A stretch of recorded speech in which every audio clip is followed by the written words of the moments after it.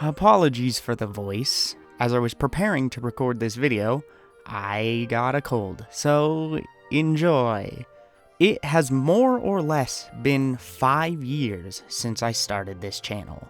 My first video went up December 3rd of 2014. Since then, I've made nearly 150 videos on various topics with various goals. Well over 200 if you include the boss fight examples from Final Fantasy VII. Yeah, I don't include them either. Along the way, I've tried to create an identity for my work, something that warranted being called my voice. Many of these experiments failed, though some succeeded. And though a style will always continue to transform over time, as long as the people involved continue to grow, I think I've found a solid base to work from by now. I would consider my work at this point to be mostly of a consistent quality overall. That being said, the changes that have come about in the last half-decade of this channel warrant re-examining my initial mission statement that was illustrated in the first editorial I ever created. That editorial was all about exploring the underlying mindset that goes into the topics discussed here. This editorial will do the same, but from the perspective and base of knowledge I have today. So as I discussed in the original video, I still believe that there are objective qualities that can be measured in all forms of art. What value one finds in a work of art is completely up to them, it's subjective. But if we acknowledge that art is often also a functional product designed to work within pre-designated parameters, certain facts become more useful in critique. Just like a car can both be art and a function-focused consumer product, so can other things. This is particularly true in games, where the core experience relies on static systems that the player themselves can interact with in a more intimate way than, say, a movie. Sure, if your DVD is scratched, you might not be able to watch a movie without it freezing in the middle, but that's a limitation of the physical medium it's placed within, not the work itself. This often isn't the case with games. An artist created the systems that allow the game to run. People programmed them.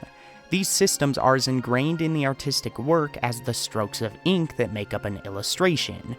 While one may be able to glean meaning and value from the fact that a game crashes consistently when you reach a certain point, that does not preclude this from being an objective failure on the part of the artist. After all, it's hard to explore a work of art when the work doesn't function.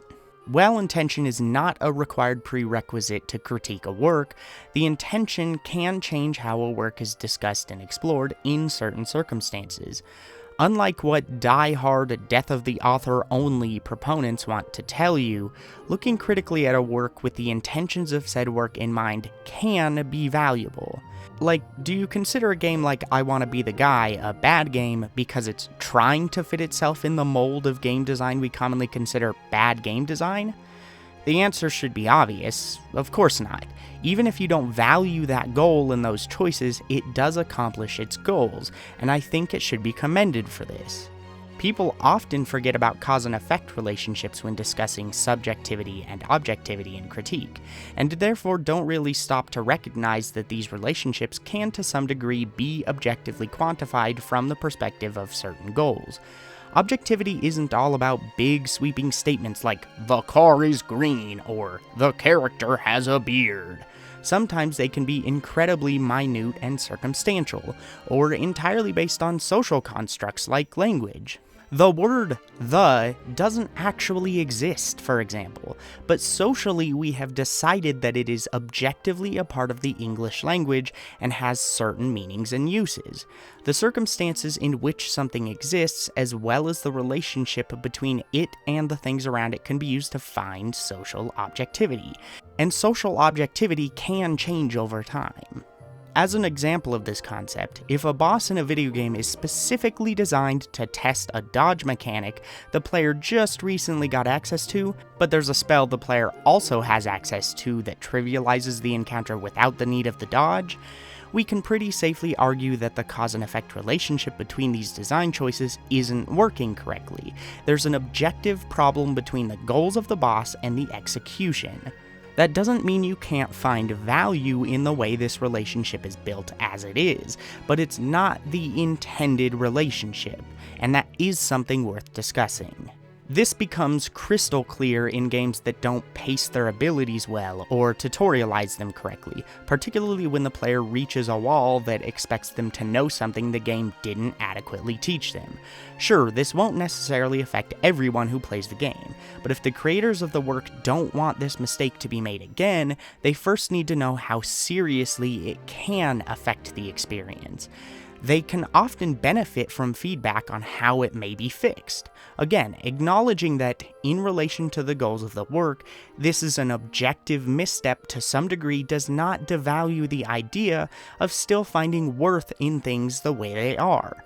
Neither has to negate the value of the other. We can discuss things from a multitude of perspectives. While this isn't the be-all, end-all of discussion on this channel by any means, that is the core of the perspective of the channel. I want to provide valuable, practical feedback that can help grow a stronger lexicon of game design language, a wider gamut of design knowledge, as well as a larger community of people who can contribute to that knowledge. Not because I think there's one definitive path to great game design. The context of a piece of design matters. A feature that works in one game can easily be ill-fitting in another.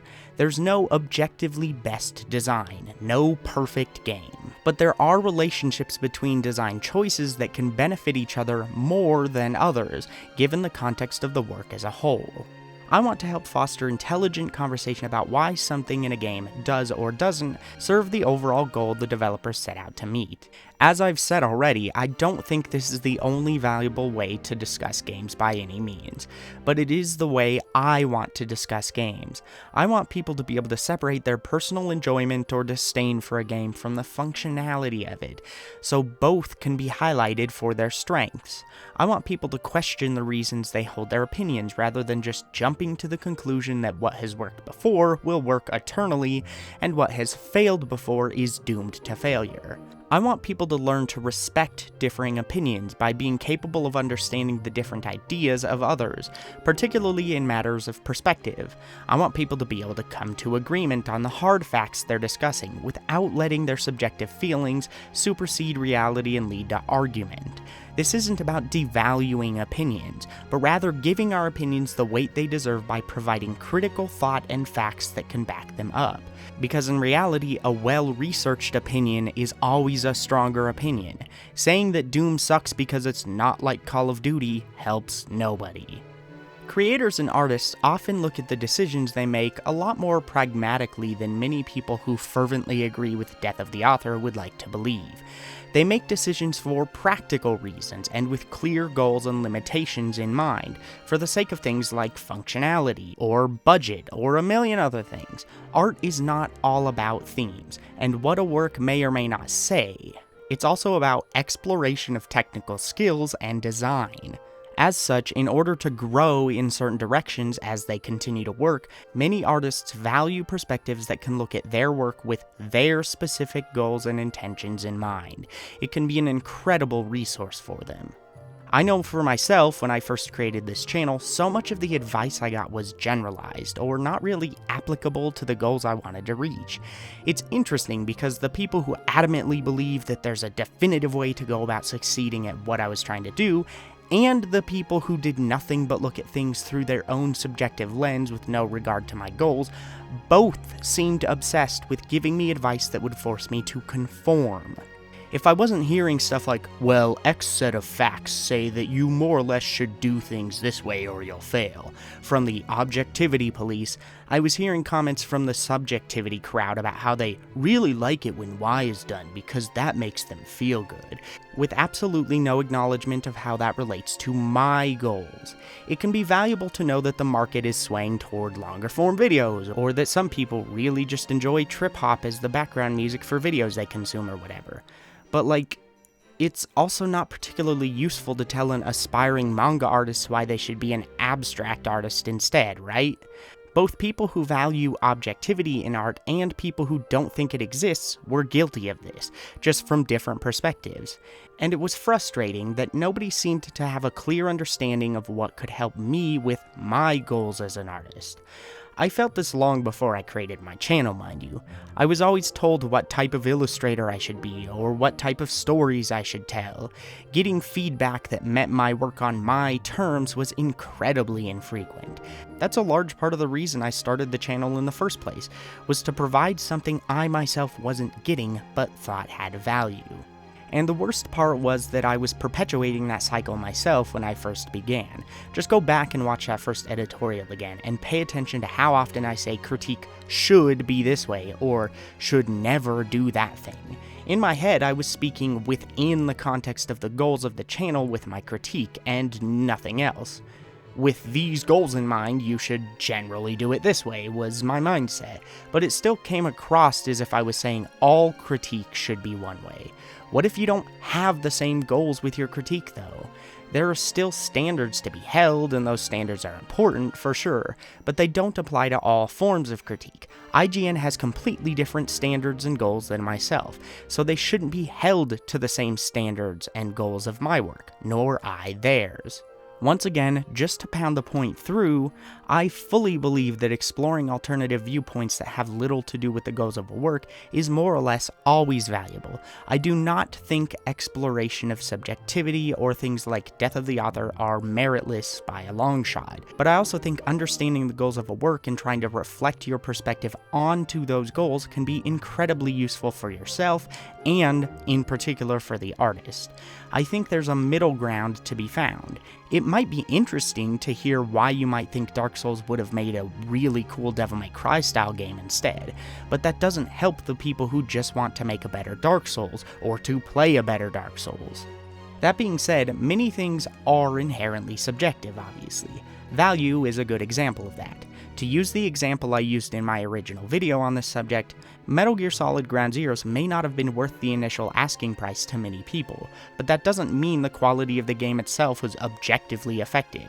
Only your individual experience with it was. Arguing otherwise would be to argue that the game itself became more artistic, or better written, or more polished as the price went down. But the game itself didn't change. It is still physically the exact same game. Your relationship to the value it was being given by the publisher is all that changed. If you were rich, you surely wouldn't care. Does that mean the game's inherently better? No, because that's a reflection of your life, not the game itself. I'm not trying to devalue the idea that the game might not be worth it to those who think the price is too high, but it's important that the opposite perspective isn't devalued either. If someone else thinks the game was worth the asking price, that idea is no less valuable. Instead of claiming one perspective or another is wrong, we should be asking why we believe what we do in the first place. A game isn't inherently better because it's longer. A game isn't inherently worse just because it includes elements for casual players.